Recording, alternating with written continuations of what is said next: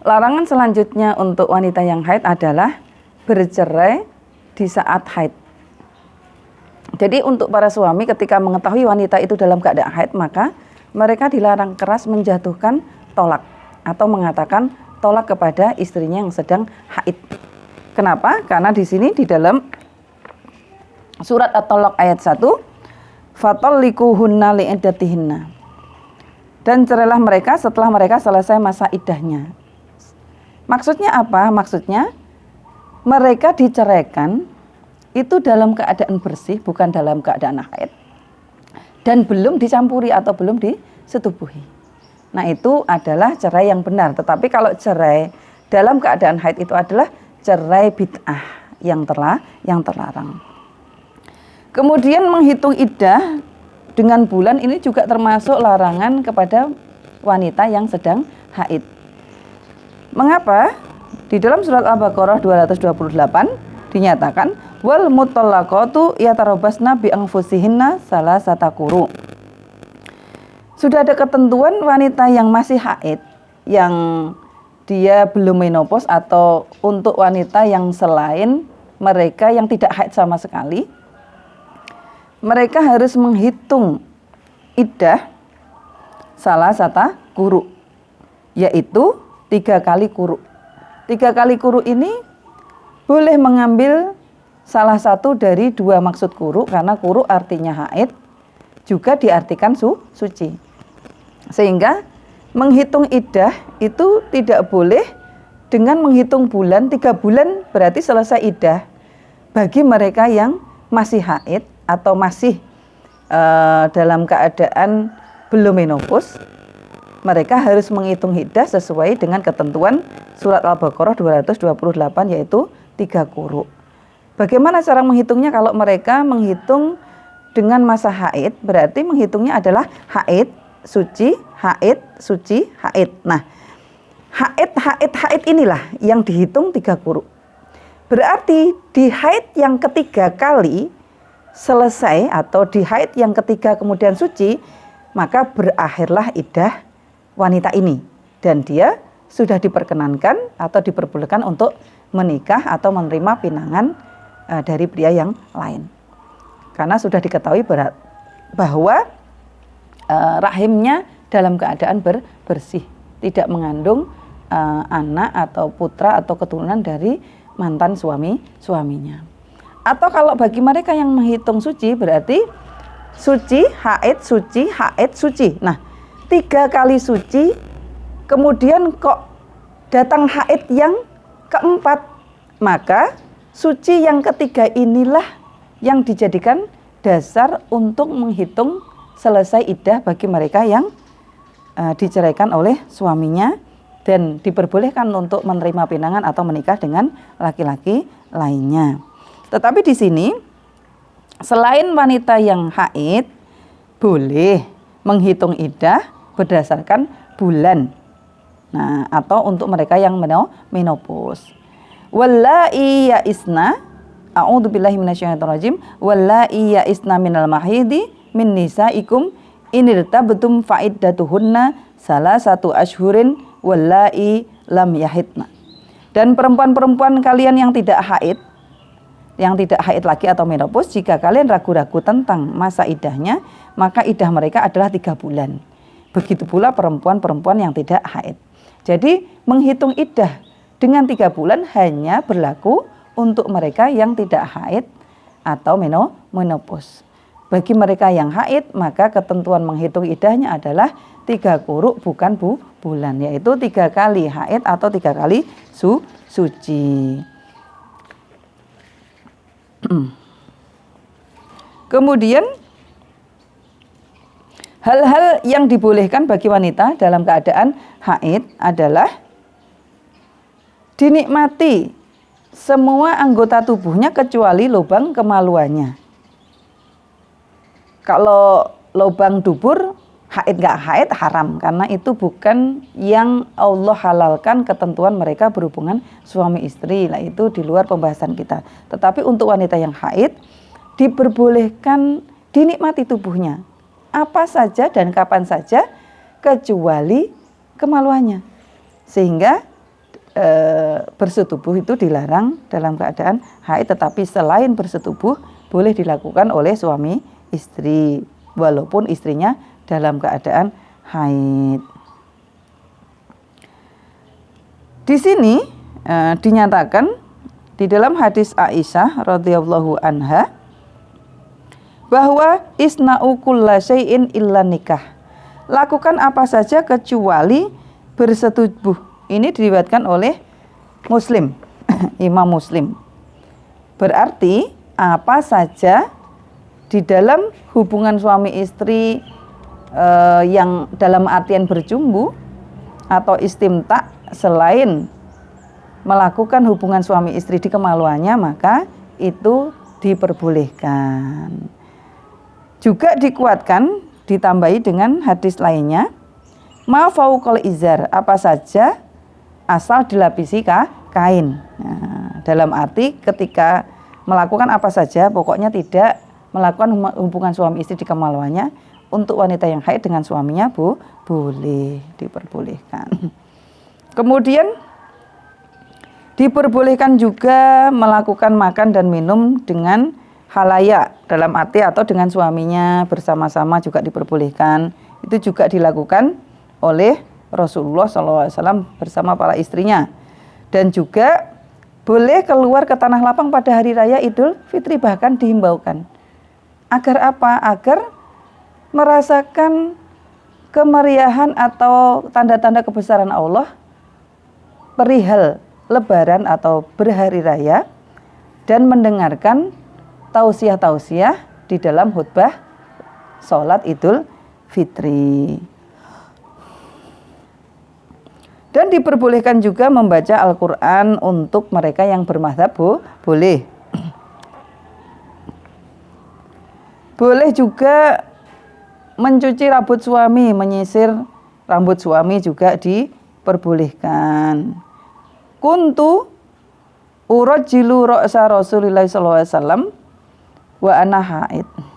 Jadi Aisyah pernah menyisir rambut Rasulullah SAW. Saya biasa menyisir rambut Rasulullah SAW meskipun dalam keadaan haid. Kemudian melakukan ibadah-ibadah kecuali yang sudah disebutkan di atas, yang dilarang yaitu berzikir. Jadi berzikir ini sesuatu yang fleksibel.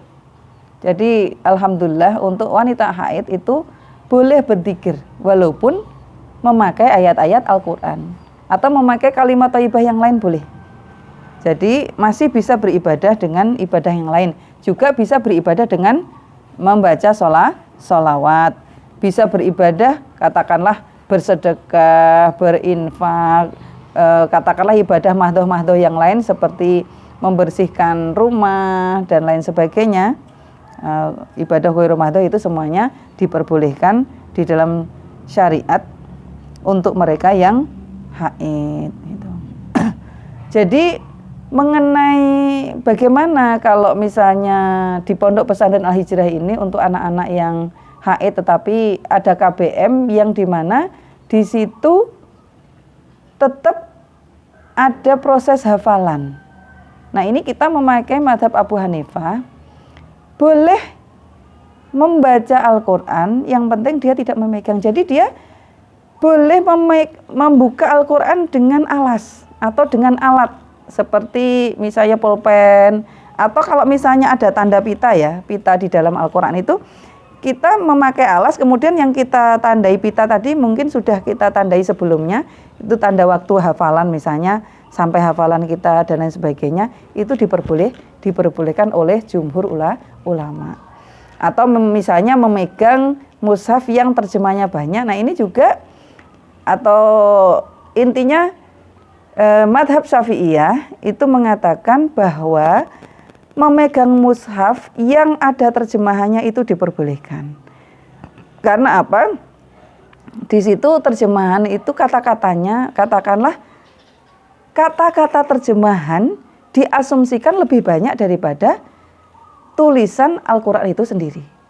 Atau misalnya tafsir Al-Quran, nah itu juga diperbolehkan untuk mereka yang haid. Jadi misalnya tadi kondisi santri yang ingin hafalan, masih tetap hafalan dan ingin tetap memegang Al-Quran, bisa memegang Al-Quran yang di situ ada terjemahnya atau Al-Quran yang Al-Quran tafsir gitu. Itu diperbolehkan. Kemudian bagaimana tanda-tanda bersih dari haid? Ini juga perlu diketahui. Tanda-tanda bersih dari haid adalah sebagaimana yang tadi sudah saya paparkan di awal. La ta'jalna hatta tarawna al-qassatal baidu. Jadi jangan terburu-buru bersuci atau untuk melakukan ibadah sampai engkau melihat lendir bening seperti kaca. Maka pertama adalah memasukkan tisu ataupun kapas. Kalau sejak dulu kapas karena memang tisu baru ada di zaman modern.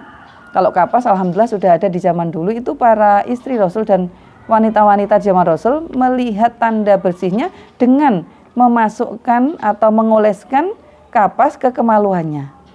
Tentunya kalau untuk mereka yang belum menikah, yang masih gadis, jangan terlalu dalam. Ya, di permukaan agak ditekan, insya Allah nanti akan ada tampak di kapas itu terdapat cairan bening, kemudian seperti kaca atau masih keruh seperti kuning-kuning atau agak coklat, itu berarti masih haid. Kalau bening berarti sudah suci dan wajib untuk mandi. Sehingga ketentuan mandi ini juga hal yang wajib ya. Kalau sudah mendapati dirinya suci maka menunda mandi besar itu makruh apabila dia dalam rangka malas ya. Apalagi bisa dihukumi haram kalau meninggalkan atau melewatkan waktu sholat. Misalnya jam 10 atau jam 11 itu sebenarnya sudah didapati dirinya suci. Tetapi karena malas, dia tidur atau istirahat tapi akhirnya tertidur. Bangun-bangun di jam asar. Maka kemalasan dia untuk mandi besar bersuci dari hadas haid tadi karena dasarnya malas, maka itu dihukumi haram atau berdosa. Tetapi kalau misalnya karena dasarnya syar'i, misalnya sakit panas, dia sudah tahu kalau dirinya suci, atau sakit yang dia dilarang untuk terkena air, misalnya anggota tubuhnya terkena api. Kalau terkena air nanti akan semakin membusuk dan lain sebagainya. Ini secara syariat diperbolehkan untuk tidak mandi, tetapi diganti dengan tayamum untuk niat menghilangkan hadas besar. Baik, alhamdulillah uraian tentang haid, macam-macam darah haid, kemudian beberapa pendapat ulama tentang haid dan apa saja yang dilarang bagi mereka wanita yang mengalami haid sudah kita bahas di menit-menit yang sudah lalu. Ada hal yang mungkin akan saya bahas sebelum kami tutup untuk pembahasan ini adalah seandainya ini kan masih bulan puasa, para pemirsa yang berbahagia. Kira-kira kalau ada yang bertanya, bolehkah kami para wanita yang haid itu meminum obat untuk menghentikan haid atau untuk agar tidak haid, obat agar tidak haid, agar puasanya tetap bisa dilakukan dengan sempurna gitu. Pertama, para ulama sepakat, jumhur ulama kekinian itu sepakat bahwa meminum obat untuk menghentikan haid itu jaiz atau diperbolehkan, sebagaimana juga mereka yang tidak haid meminum obat agar haid. Jadi hukumnya seimbang. Mereka yang tidak haid sampai misalnya umur 16 sampai 20 belum haid, kemudian keluarganya membelikan obat agar dia haid, hukumnya jaiz boleh. Demikian juga sebaliknya mereka yang haid kemudian ingin tidak haid juga boleh. Tetapi nanti hukum selanjutnya menjadi haram atau makruh atau apa itu tergantung bagaimana hasil dari medis, dalam arti gini, dan reaksi tubuh. Apabila wanita yang meminum obat penghenti haid kemudian dia mengalami sakit yang sakitnya itu berdampak kepada kerusakan badan atau menjadikan dia tidak bisa melaksanakan ibadah dengan baik, karena mendasar dari hadis Rasulullah la dororo wala diroro, tidak melakukan hal yang berbahaya dan tidak membahayakan baik jiwa diri maupun hal-hal yang lain, maka dari situ menjadi makruh atau bahkan bisa menjadi haram. Tetapi kalau tidak berdampak secara signifikan atau berdampaknya ringan dan itu masih ditoleransi dan dalam arti secara medis dan masih bisa melaksanakan ibadah dengan baik, maka diperbolehkan meminum atau mengkonsumsi obat penghenti haid agar bisa puasa di bulan Ramadan sebulan penuh. Demikian yang bisa kita bahas mengenai haid. Mudah-mudahan menjadi satu acuan yang penting dan berharga untuk kita semua para wanita dalam menentukan haid dan bisa beribadah dengan maksimal di bulan puasa ini. Dan semoga kita semua diberi karunia Allah yang luas dalam menjalankan puasa di bulan Ramadan ini dan diberi keutamaan berupa mengikhlaskan atau meridhoi qada Allah, qadar Allah ya, takdir-takdir Allah terhadap kita berupa haid maupun nifas dan lain sebagainya selaku fitrahnya seorang wanita. Dan dengan itu semua semoga Allah memberikan pahala yang luar biasa kepada kita. Wallahu a'lam bishawab wal afu minkum. Untuk hal-hal yang salah mohon dimaafkan, semuanya di luar dari dari kemampuan saya, dan hal-hal yang baik dan benar monggo bisa diambil sebagai acuan di dalam menyikapi haid di dalam kehidupan sehari-hari. Assalamualaikum warahmatullahi wabarakatuh.